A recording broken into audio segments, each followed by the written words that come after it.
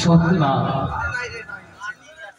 কোনদিনই তোমার চরণে এই তোমার অবৎ সন্তান ষষ্ঠাঙ্গে প্রণাম জানায়নি মা। নে মানে এ হতভাগ্য চাঁদের নে মা শত শত প্রণাম।